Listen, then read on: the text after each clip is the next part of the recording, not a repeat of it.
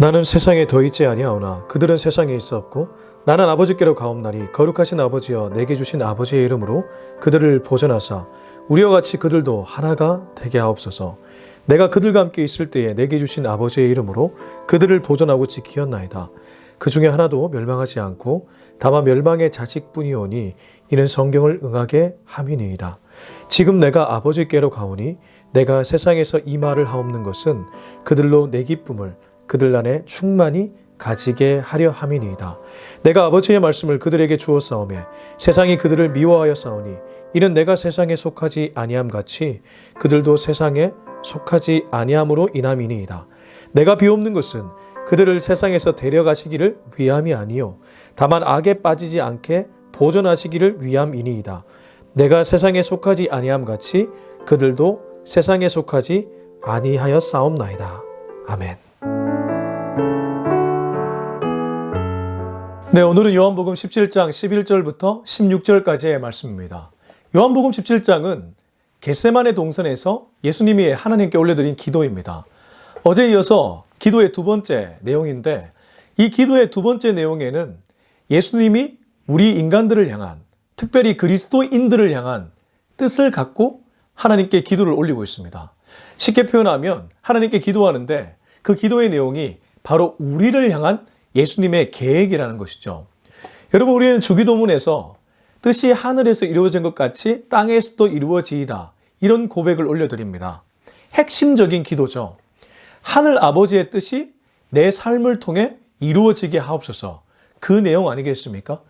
예수님이 겟세마네 동산에서 십자가의 죽음을 앞둔 어떤 의미에서 절체절명의 순간에 하나님께 기도를 하는데 특별히 두 번째, 우리를 향한 계획을 하나님께 얘기하고 있습니다. 다르게 표현하면 이 말씀을 잘 살피면 우리가 이 땅을 어떻게 살아야 되는지를 알 수 있는 것이죠. 11절입니다.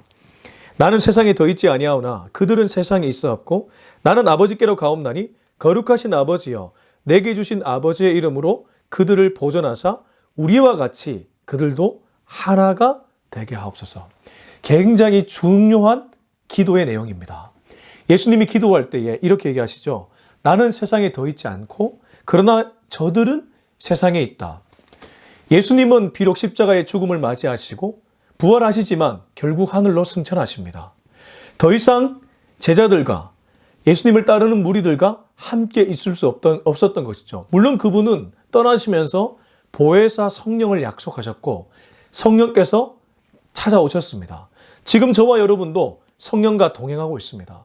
그러나 육안으로 예수님을 볼 수 없는 것도 사실입니다. 예수의 영으로 우리와 함께 하시지만 육체의 눈으로는 볼 수 없는 것이죠. 그래서 예수님은 나는 세상에 더 있지 아니하고 저들은 세상에 있다고 얘기합니다. 그런데 그런 후에 아버지께로 가는데 거룩하신 아버지여 내게 주신 아버지의 이름으로 저들을 보존해 달라고 얘기합니다. 아버지가 친히 저들을 보호해 달라는 것이죠. 지켜 달라는 것입니다. 얼마나 아름다운 기도입니까? 우리의 영혼을 끝까지 생각하는 예수님의 마음이 느껴지지 않습니까? 정말 우리 한 명 한 명을 생각하는 그 마음이 느껴지지 않습니까? 그런 후에 예수님이 우리를 향한 계획은 바로 하나됨이었습니다. 우리와 같이 그들도 하나가 되게 하옵소서. 여기 우리는 두말할 나위 없이 삼위일체를 가리킬 겁니다. 우선 성부와 성자입니다. 지금 성자께서 하나님 아버지께 기도하고 있으니까 우리는 성부와 성자겠죠. 그러나 조금 넓게 보면 약속하신 보혜사 성령까지 포함될 것입니다. 삼위일체입니다. 삼위일체를 이 시간 신학적으로 설명하는 기보다는 우선 삼위일체는 한 분이라는 것에 주목했으면 좋겠습니다. 그분은 삼위로서 존재하지만 동시에 일체입니다. 그래서 우리가 하나 된 것처럼 저들도 하나 되게 하옵소서라고 얘기합니다. 삼위일체를 설명하는 여러 가지 방식이 있겠지만 우선 그 하나됨을 교제로서 설명하는 분들이 많이 있습니다. 특별히 사랑의 교제로서 성부가 성자를 사랑하고 성자가 성령을 사랑하며 동시에 성령도 성부와 성자를 사랑하는 사랑의 교제로서 삼위일체를 설명하는 그러한 신학자들이 있다는 것이죠. 그런 의미로 보면 우리의 하나됨도 마찬가지일 겁니다. 삼위일체 하나님이 사랑으로 하나 되신 것처럼 저와 여러분도 사랑으로 하나 되어야 된다는 것이죠. 부부가 연합해서, 남녀가 연합해서 하나로 가정을 이루지 않습니까? 근데 살아보면 어떻습니까? 하나 되기가 정말 힘듭니다. 결혼의 신비가 하나됨에 있다면 우리는 죽을 때까지 이 하나됨을 이루기 위해 애쓰고 있는지도 모릅니다. 근데 이 하나됨을 이루기 위한 가장 중심에 사랑이 있습니다. 죽음의 사랑이죠. 예수님이 우리를 사랑할 때 어떻게 사랑하셨습니까? 자신의 몸을 버렸습니다. 십자가에 달릴 때까지 죽기까지 사랑하셨습니다.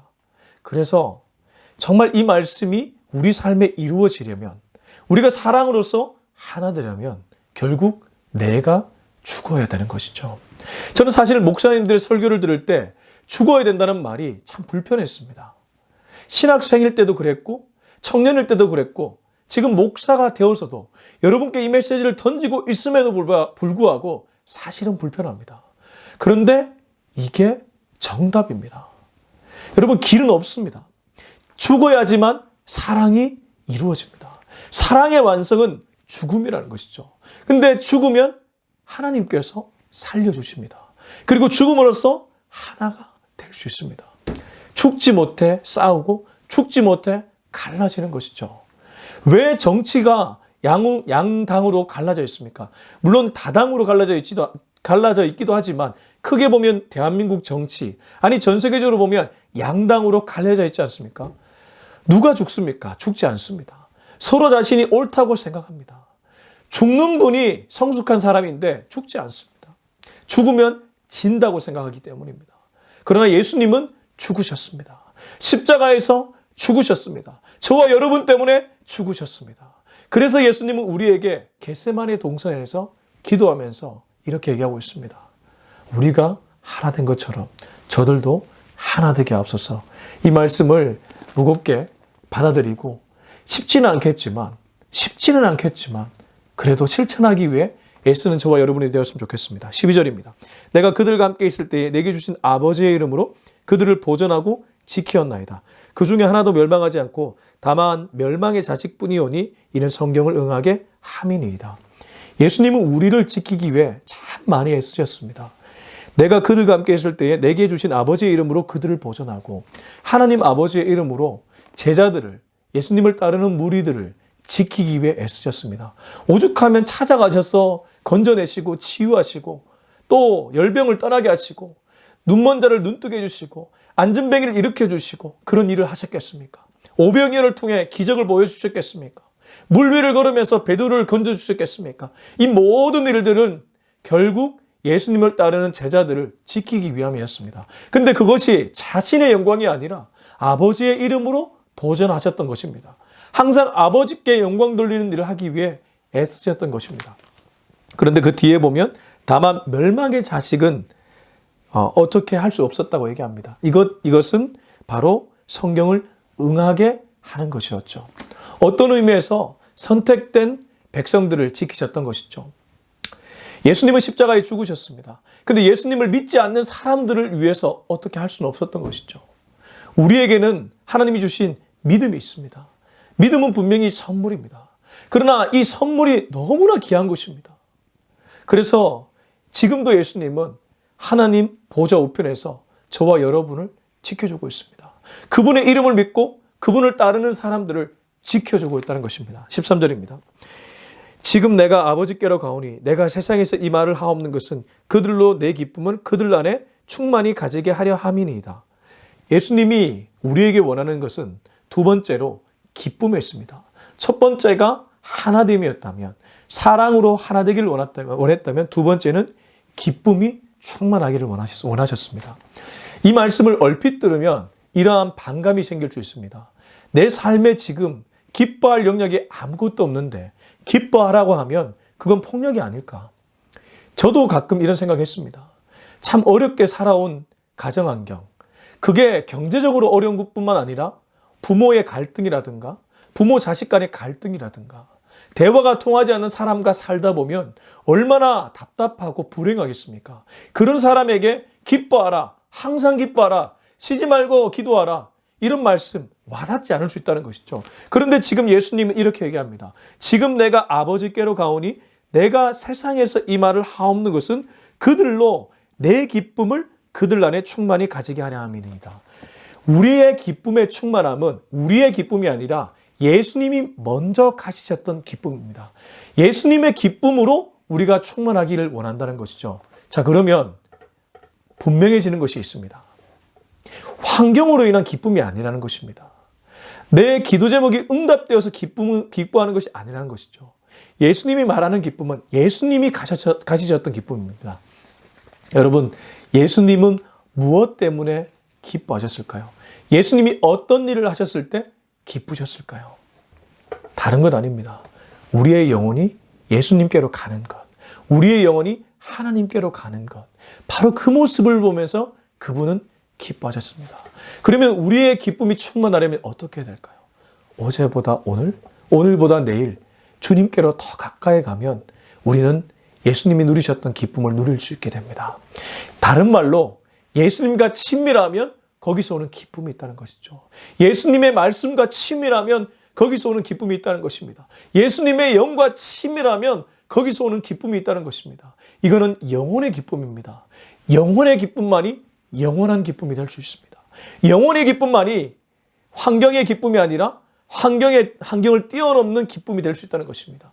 우리는 불우한 환경으로, 답답한 환경으로, 또 갈등의 환경으로 살아왔을 수도 있고 지금도 그 한가운데 있을 수도 있습니다. 그러면 기쁨이 사라질 수도 있습니다. 그러나 여러분, 그럴 때일수록 하나님과 교제하기 위해, 예수님과 교제하기 위해, 성령님과 교제하기 위해 애쓰십시오. 말씀과 교제하기 위해 애쓰십시오. 이 말씀의 깊은 영적 은혜로 여러분이 사로잡히시면 이 기쁨을 누릴 수 있게 됩니다. 저와 여러분이 그 기쁨을 꼭 누리고, 아니 매일 누리고 살아갔으면 좋겠습니다. 14절입니다. 내가 아버지의 말씀을 그들에게 주었사오매 세상이 그들을 미워하여 싸우니 이는 내가 세상에 속하지 아니함 같이 그들도 세상에 속하지 아니함으로 인함이니이다. 내가 아버지의 말씀을 그들에게 줬다고 얘기합니다. 하나님의 말씀을 그들에게 가르치셨습니다. 그랬더니 세상이 그들을 미워했다고 합니다. 왜냐하면 예수님이 세상에 속하지 아니함 같이 예수님이 가르치셨던 제자들과 예수님을 따르는 그리스도인들도 세상에 속하지 아니하였기 때문입니다. 지난번에도 말씀드렸지만 예수님을 제대로 따르는 사람은 외로울 수밖에 없다고 말씀드렸습니다. 왜냐하면 세상 속에 살아가지만 세상을 초월해서 살아가는 사람들이기 때문입니다. 그 얘기를 예수님이 하고 있습니다. 어떤 의미에서 진짜 예수님의 가르침대로 하나님의 말씀대로 살다 보면 세상이 우리를 미워할 수 있습니다. 주변에 가까운 사람들도 우리를 불편해할 수도 있습니다. 그러나 그 길이 옳은 길이고 말씀이 얘기하는 길이라면 우리는 그 길을 걸어가야 됩니다. 그래서 그리스도인에게 꼭 필요한 가치 중에 하나가 담대함이고 용기입니다. 용감하고 담대하게 그 길을 걸어가십시오. 저도 쉽지 않습니다. 그러나 그 길을 걷다 보면 예수님이 주시는 참 말할 수 없는 은혜가 있습니다. 나와 예수님 간의 관계에서 이루어지는 은혜가 있다는 것이죠. 그 은혜는 세상이 줄 수 없습니다. 그 은혜 속에 빠지면 그것이 바로 기쁨입니다. 15절입니다. 내가 비옵는 것은 그들을 세상에서 데려가시기를 위함이 아니요 다만 악에 빠지지 않게 보존하시기를 위함이니이다. 비겁하게 피하는 것이 아니라 세상 속에서 악에 빠지지 않으며 살기를 원하셨던 예수님의 마음입니다. 여러분, 우리는 도망가는 사람들이 아닙니다. 세상에서 동떨어져 고립된 사람들이 아닙니다. 무인도에 살아가는 사람들이 아닙니다. 마치 혼자 고고한 척 살아가는 그러한 무리들이 아니라는 것입니다. 오히려 세상 속에서 살아가는 사람들입니다. 세상 속에 보냄받은 사람들입니다. 그러나 그 속에서 악에 빠지지 않기 위해 애쓰는 사람들입니다. 예수님이 겟세마네 동산에서 이걸 놓고 기도하셨습니다. 예수님의 기도입니다. 그분이 우리의 영혼을 위해 기도하고 있습니다. 지금도 기도하고 계십니다. 우리가 악에 지지 않기 위해, 악에 빠지지 않기 위해, 죄악에 물들지 않게 하기 위해 지금도 기도하고 있습니다. 거룩이죠. 이것이 바로 거룩입니다. 거룩은 구별됨인데 그 구별됨은 이원이 아니죠. 세상 속에서 예수님의 말씀대로 물들지 않고 말씀의 가치를 조춤해 살아가는 삶. 그게 바로 거룩한 삶인 줄로 믿습니다. 16절입니다. 내가 세상에 속하지 아니함 같이 그들도 세상에 속하지 아니하여 싸움나이다.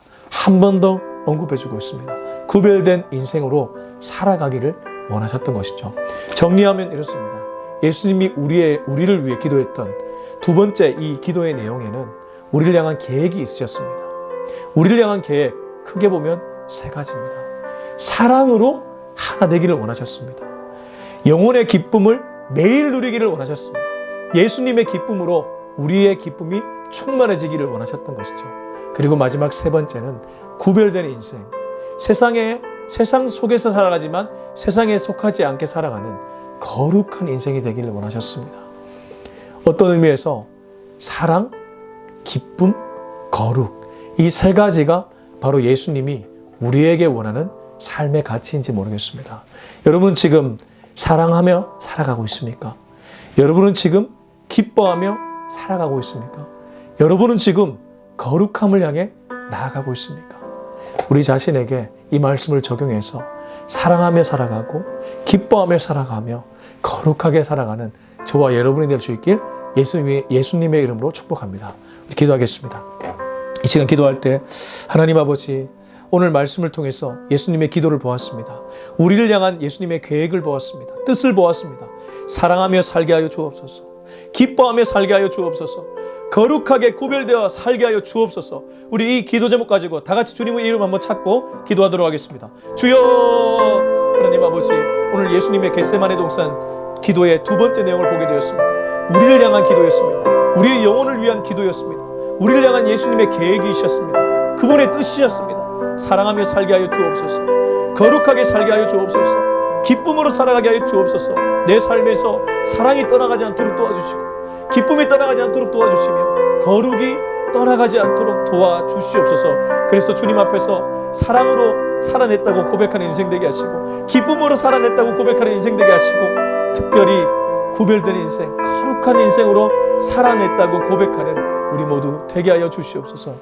이제는 우리 주 예수 그리스도의 은혜와 하나님의 말할 수 없는 사랑하심과 성령의 위로하심, 기름 부으심의 역사가 오늘 이 말씀을 듣고 사랑하며 살기를, 기쁨으로 살기를, 거룩하게 살기를 다짐하는 우리 모두의 머리 위에 지금부터 영원토록 함께 하기를 간절히 축원하옵나이다.